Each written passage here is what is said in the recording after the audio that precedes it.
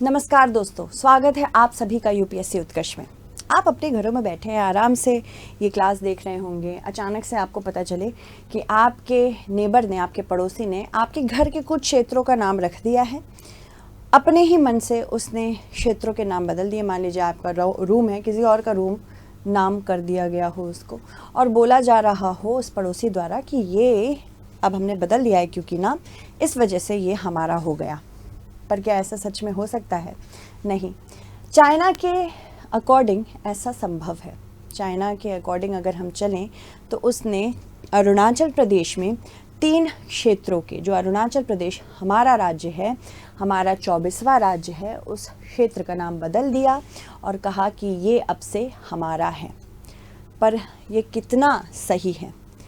भारत ने इसकी कड़ी निंदा की है और काफ़ी दृढ़ता से की है। भारत ने कहा है कि ये जो आप बातें कर रहे हैं कि 30 क्षेत्रों का नाम बदल दिया है, वो अरुणाचल प्रदेश का हिस्सा है। अरुणाचल प्रदेश जो हमारा राज्य है, भारत का अभिन्न हिस्सा है। कभी भी आप इसे तोड़ के हमसे नहीं ले जा सकते हैं। तो अगर हम एलिगेशंस की बात करें तो एलिगेशंस चाइना के ऊपर लगे हैं। 30 स्थानों के, 30 क्षेत्रों के नाम इसने बदले हैं। अब इसमें कौन कौन से क्षेत्र हैं? इसमें 12 पहाड़ हैं, साथ ही साथ 4 नदियां हैं, इसमें एक झील भी है, एक पहाड़ी दर्रा है जो हमारा है, और 11 आवासीय क्षेत्र हैं जो है तो हमारे, और एक भूमि का टुकड़ा है। पर कौन कह रहा है कि ये हमारा है? ये चाइना या चीन कह रहा है कि ये हमारा है। अब चीन ने ऐसा क्यों किया? चीन बहुत ही सालों से, काफ़ी सालों से कह रहा है कि अरुणाचल प्रदेश आपका नहीं है, अरुणाचल प्रदेश हमारा है। क्यों? अरुणाचल प्रदेश को वो दक्षिण तिब्बत का हिस्सा बताता है। पर क्या ऐसा संभव है? साउथ तिब्बत का हिस्सा बताता है। और आपको जान के बड़ी हैरानी भी होगी कि किस बेसिस पे या किन आधारों पे ये बोलता है कि अरुणाचल प्रदेश साउथ तिब्बत या फिर दक्षिण तिब्बत का हिस्सा है। इसके बारे में जानेंगे। मैकमोहन लाइन के बारे में तो आपने सुना ही होगा ना। मैकमोहन लाइन तक को नहीं मानता है चाइना। चलिए जानते हैं क्यों। तो ये सारे कुछ क्षेत्र हैं जिनका नाम बदल दिया गया है। अगर हम अरुणाचल प्रदेश की बात करें तो ब्रिटिश शासन के दौरान 1972 तक, जब ब्रिटिश शासन था, उसके बाद जब भारत आज़ाद हुआ, स्वतंत्र हुआ, तो 1972 तक इसे नॉर्थ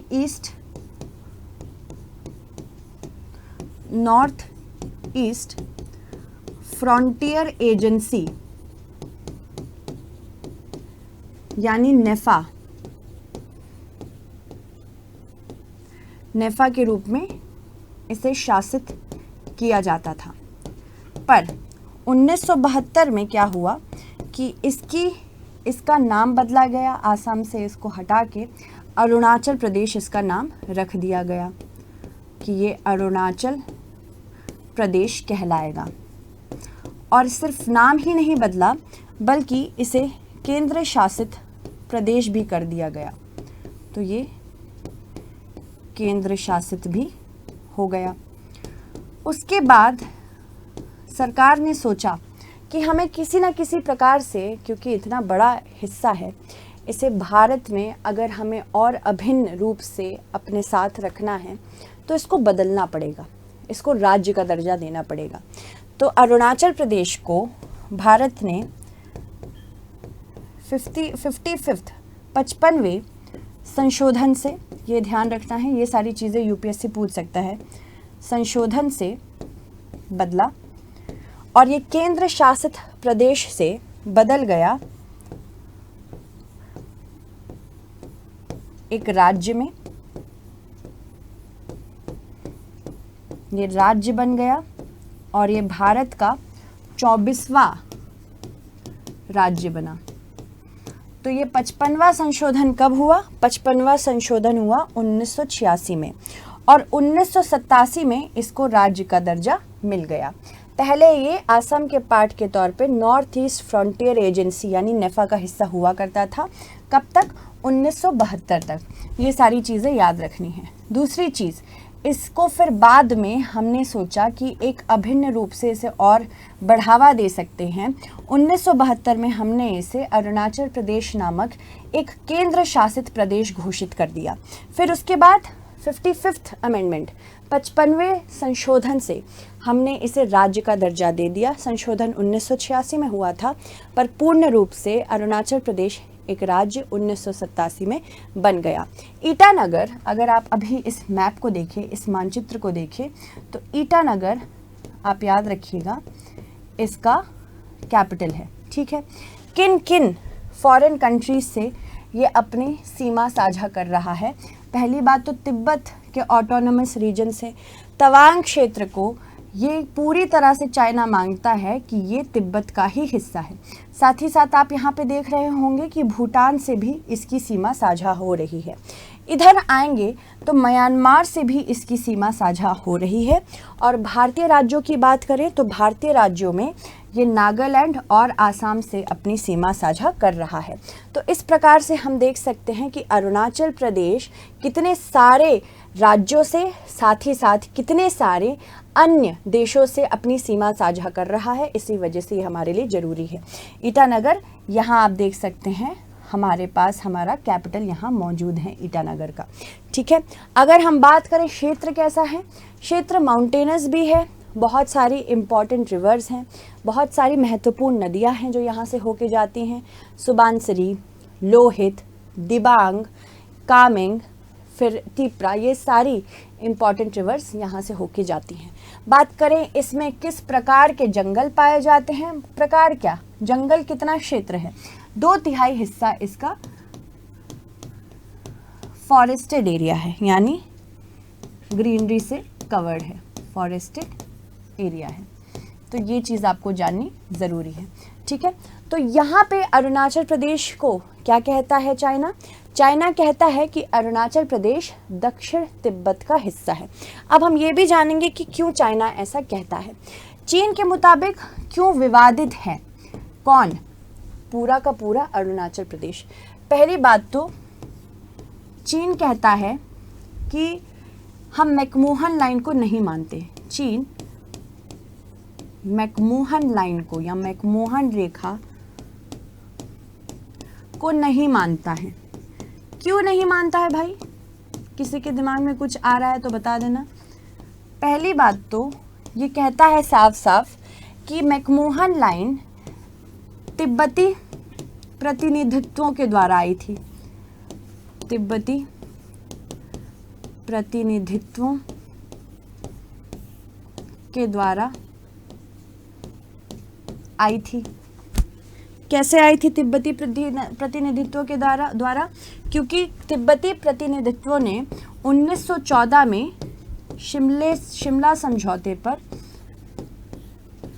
शिमला का समझौता हुआ था, जिसकी वजह से मैकमोहन लाइन का जन्म हुआ था। अब चीन कहता है हम तिब्बत को तो मानते ही नहीं हैं कि वो, माफ़ कीजिएगा, चीन कहता है कि हम तिब्बत को मानते ही नहीं हैं कि किसी भी प्रकार से तिब्बत एक अलग देश कभी था।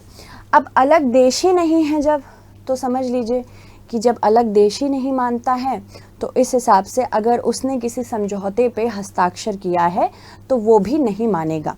तो शिमला समझौता जो कि 1914 में हस्ताक्षरित हुआ था तिब्बती प्रतिनिधित्वों द्वारा, उसको चीन कहता है हम नहीं मानते हैं। इस वजह से मैकमोहन रेखा जो उस शिमला समझौते के द्वारा आई है, हम इसको नहीं मानते हैं। तो मैकमोहन रेखा कहाँ है? ये है मैकमोहन रेखा। और मैकमोहन रेखा क्या करती है? ब्रिटिश इंडिया में अरुणाचल प्रदेश को साफ साफ दिखाती है कि ये हमारे हैं। और मैकमोहन रेखा को तिब्बत के प्रतिनिधित्व ने 1914 ने शिमला समझौते के द्वारा लाया था एक मानचित्र पे। पर चीन कहता है क्योंकि तिब्बत हमारा खुद का है तो हम कैसे मान लें कि तिब्बत भी कोई अलग देश हुआ करता था और उसने शिमला समझौता कोई भी साइन किया था। दूसरी चीज़ इसलिए भी विवादित है, क्योंकि एक बहुत बड़ा तिब्बती मठ है यहाँ पे। तवांग में तिब्बती मठ, और इस मठ का नाम है गल्दन नमगे लात्से, ठीक है, जिसकी स्थापना 1680-1681 में की गई थी, और ये की गई थी मेराग लोद्रो ग्याम्सो द्वारा, ठीक है। इसकी स्थापना किसने की थी? मेराग लोद्रो ग्याम्सो द्वारा की गई थी।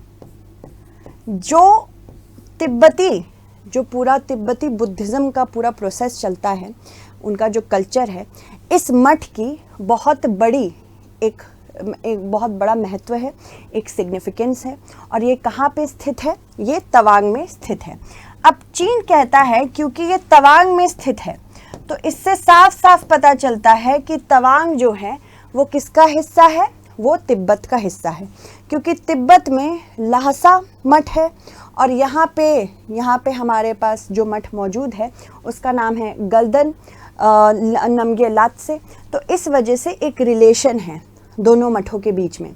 अब ये तो वही बात हो गई कि अगर कहीं भी मान लीजिए हिंदू टेम्पल बना, तो हम कह सकते हैं क्योंकि यहाँ पे वो भी हिंदू टेम्पल है, वहाँ पे दूसरे देश में जो शायद नदियों समुद्रों पार हैं, वहाँ पे भी एक टेम्पल है, जिसकी वजह से क्या हम कह सकते हैं दोनों में एक रिलेशन है, तो वो क्षेत्र भी हमारा है। तो यहाँ पे बेसिकली कह रहा है कि मैकमोहन रेखा को हम नहीं मानते हैं, और दूसरा तिब्बत में एक बहुत ही इम्पॉर्टेंट मठ है, तिब्बत मोनास्ट्री है, जो कि तवांग में स्थित है, जिसका नाम है गल्दन नामगे लात्से, जिसको 1680-1681 में बनाया गया था मेराग लोद्रो ग्याम्सो द्वारा। और इस वजह से यहाँ पे तिब्बती लोगों का आवास होना चाहिए, और क्योंकि तिब्बत तो क्या है, वो चीन का ही हिस्सा है, इसलिए चीन कहता है अरुणाचल प्रदेश हमारा है। पर असल में क्यों चाहता है तवांग को? तवांग में इतना इंटरेस्टेड क्यों है चाइना? सबसे बड़ी बात तो ये है, तवांग एक सामरिक महत्व का क्षेत्र है। अगर तवांग को किसी प्रकार से चीन ने हथिया लिया, जो कि कभी नहीं हथिया पाएगा, उसमें हम ये देख सकते हैं कि पूरा का पूरा नॉर्थ ईस्ट का हिस्सा चीन आराम से भारत से काट सकता है। और साथ ही साथ यहाँ पे हम ये भी देख रहे हैं कि भूटान में जो डोकलम का इशू हुआ था, यहाँ पे डोकलम का इशू हुआ था, उसको भी एक नई पहुँच मिल सकती है।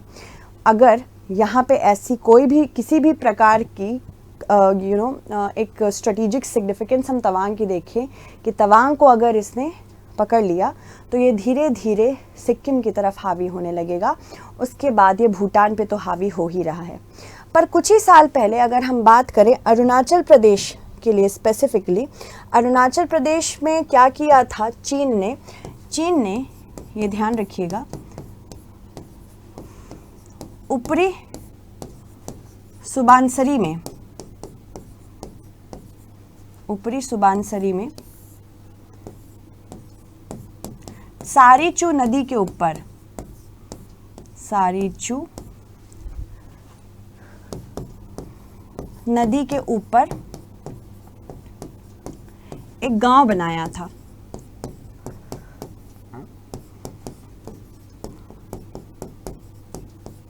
अब ये गांव जो है, ये मैकमोहन रेखा से 2.2 किलोमीटर दक्षिण की ओर स्थित है।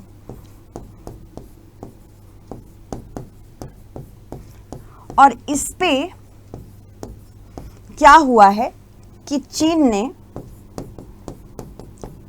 1959 से अपना अधिकार जमाया है। अब अधिकार तब से जमाया हुआ है और आज तक अधिकार जमाता आ रहा है, जिसकी वजह से कहता है कि यहाँ बहुत ही महत्वपूर्ण है कि अगर हम मैकमोहन रेखा के 2.2 किलोमीटर दक्षिण में एक गांव बना सकते हैं और उस पे हक जता सकते हैं, तो बाकी जो क्षेत्र है अरुणाचल प्रदेश के, उस पे हम हक क्यों नहीं जता सकते। अगर हम बात करें तो अरुणाचल प्रदेश में 90,000 वर्ग किलोमीटर पर चीन अपना अधिकार बताता है। ये चीज हमें जाननी जरूरी है। फिर एक और चीज यहां जाननी जरूरी है, अगर चीन ने किसी न किसी प्रकार से अरुणाचल प्रदेश को हथियाने की कोशिश की या फिर अरुणाचल प्रदेश को हथिया लिया, तो वो जो लद्दाख का क्षेत्र है, लद्दाख का अक्साई चीन का जो क्षेत्र है, जो कि बहुत बुरी तरह से इलीगली गैर कानूनी रूप से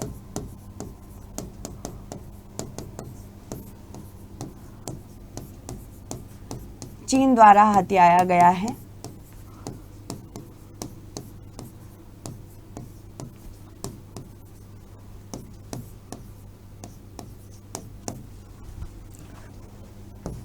उस पर भी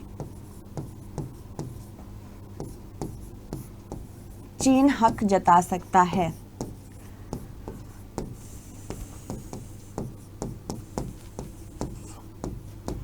अब इससे क्या होगा? इससे आराम से भारत की सुरक्षा पर बड़ा असर आएगा, सुरक्षा पर एक बहुत बड़ा असर आने वाला है।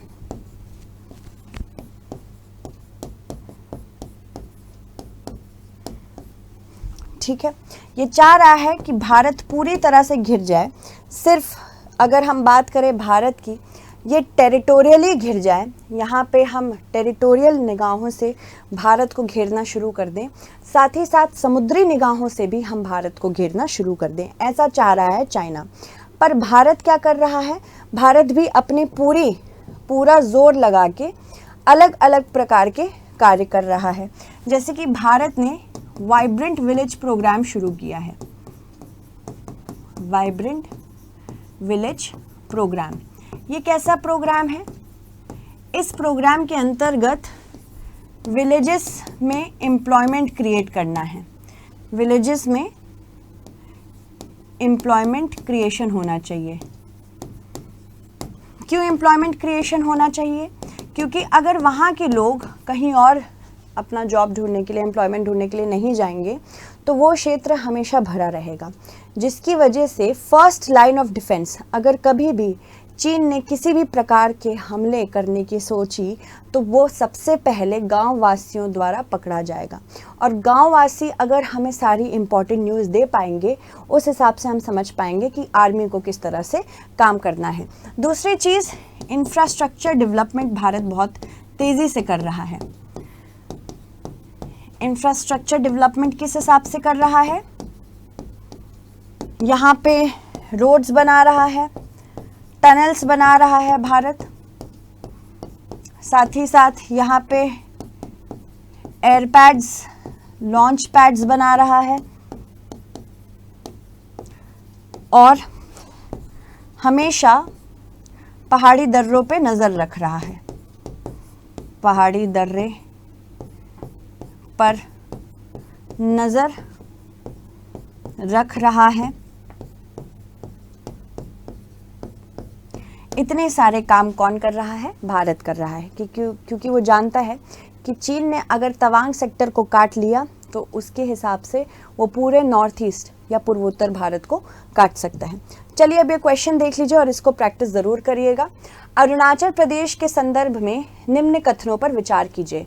भारतीय संविधान में 55वें संशोधन वर्ष 1986 के माध्यम से अरुणाचल प्रदेश भारतीय संघ का 22वां राज्य बना। अरुणाचल प्रदेश की सीमा पश्चिम में भूटान से लगती है। अरुणाचल प्रदेश में दक्षिण पूर्वी भाग में नागालैंड स्थित है। उपरोक्त में से कौन सा कथन सत्य है? बताना है, केवल एक और दो, केवल दो तीन, उपरोक्त सभी, इनमें से कोई नहीं। एक सवाल तो आपका ये है। दूसरा सवाल है, भारत चीन सीमा विवाद के स्वरूप का वर्णन करते हुए अरुणाचल प्रदेश के सामरिक महत्व पर चर्चा करें। तो इसमें आप किस प्रकार से चर्चा करेंगे? सबसे पहले तो आप न्यूज़ जो फोकस में है उसको बताएंगे। सबसे पहले आपको बताना है कि अरुणाचल प्रदेश, ये मैं आपको थोड़ा सा सिखा देती हूँ। अरुणाचल प्रदेश के 30 क्षेत्रों का नाम चीन ने बदला है। चीन ने हाल ही में बदला है। मतलब ये दिखाता है कि अरुणाचल प्रदेश में चीन का काफ़ी इंटरेस्ट है और जिसकी कड़ी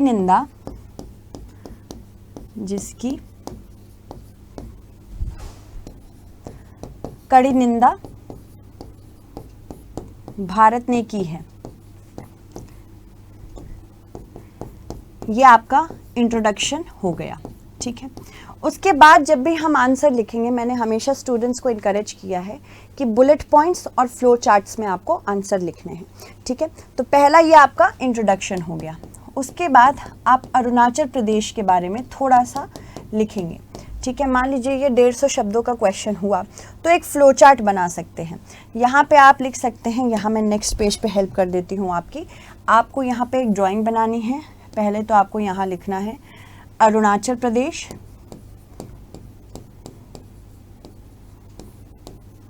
ठीक।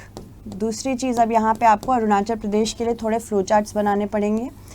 जैसे ये 1972 तक नेफा का हिस्सा था, नेफा के रूप में शासित हुआ करता था। दूसरा यहाँ पॉइंट आप बना सकते हैं कि 55वें संशोधन से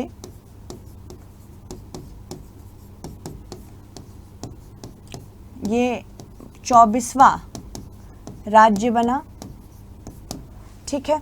फिर इसके बाद आप उन देशों का नाम लिख सकते हैं जिनसे ये सीमा साझा कर रहा है, जैसे भूटान, म्यांमार, तिब्बत,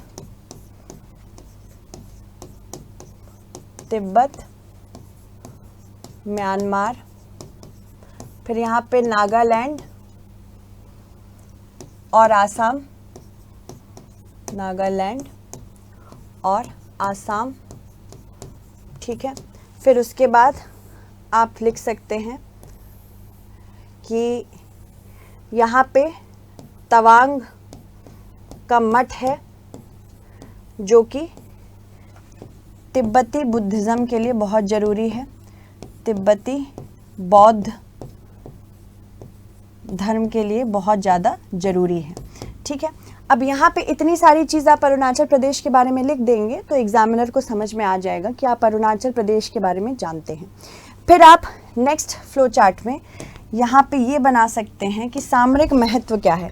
यहाँ तो हमने क्या किया, इंट्रोडक्शन लिख दिया, साथ ही साथ अरुणाचल प्रदेश के बारे में बता दिया। यहाँ पे चाहे तो आप इसका कैपिटल भी लिख सकते हैं, अच्छा लगेगा, ईटानगर के बारे में, ठीक है। अब इसके सामरिक महत्व की बात करें तो सामरिक महत्व में इस तरह से आपको लिखना होगा कि ये इंटरेस्टिंग लगे, सामरिक महत्व। तो सामरिक महत्व इसका क्या है, पहली बात तो तवांग का जो क्षेत्र है उसके बारे में लिखना है कि तवांग क्षेत्र में मठ है। कौन सा मठ है, गल्दन नामगे लात्से, गल्दन नामगे लात्से, ये एक मठ है जो किसके लिए ज़रूरी है, जो तिब्बती बौद्ध धर्म के लिए बहुत ज़्यादा ज़रूरी है।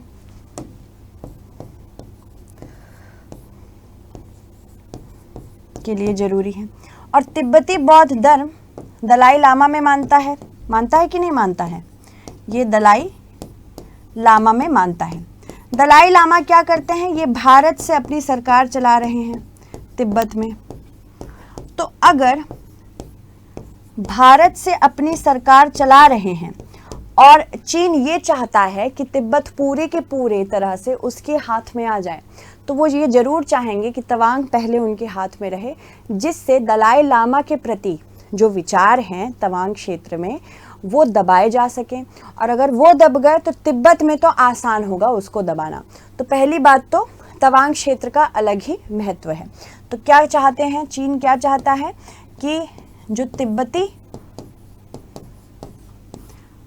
बौद्ध धर्म है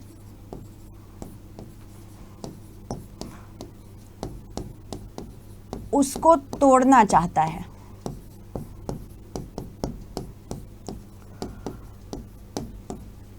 जिससे तिब्बत सदैव के लिए उसके हाथ में रहे, पहला ये। दूसरा, वो ये जानता है कि अगर तवांग या अरुणाचल प्रदेश उसके हाथ में आ गया तो अक्साई चीन में चीन का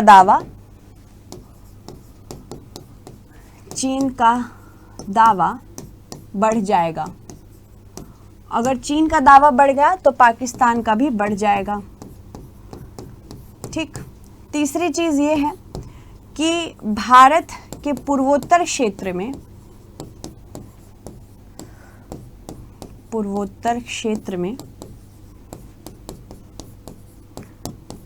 चीन मजबूती से अपना हक और जता सकता है। मजबूती से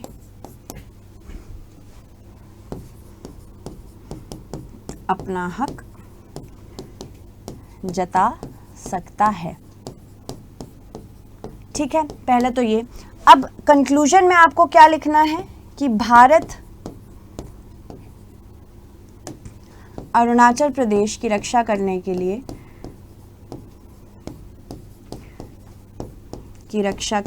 क्या क्या कर रहा है, या उसकी सुरक्षा के लिए क्या क्या कर रहा है। तो वाइब्रेंट विलेज प्रोग्राम आप बताएंगे, इंफ्रास्ट्रक्चर बताएंगे, साथ ही साथ ये बताएंगे कि किस प्रकार से भारत काम कर सकता है चीन के साथ वार्तालाप करके, कि चीन के मन में जो भी भारत के खिलाफ चल रहा है वो अभी डिप्लोमेटिकली सॉल्व हो जाए। एक पॉजिटिव नोट पे हम इसे एंड करेंगे। ठीक है, तो इस प्रकार से आप अपनी आंसर राइटिंग कर सकते हैं, जो आपको फ्लो चार्ट्स के थ्रू, इंट्रोडक्शन के थ्रू इस प्रकार से आगे लेनी होगी। 3-4 पॉइंटर्स में डिवाइड कर देंगे तो एक अच्छा आंसर बन जाएगा। ठीक है, तो इसी के साथ आज की क्लास हम ख़त्म करते हैं। Thank you so much, stay updated.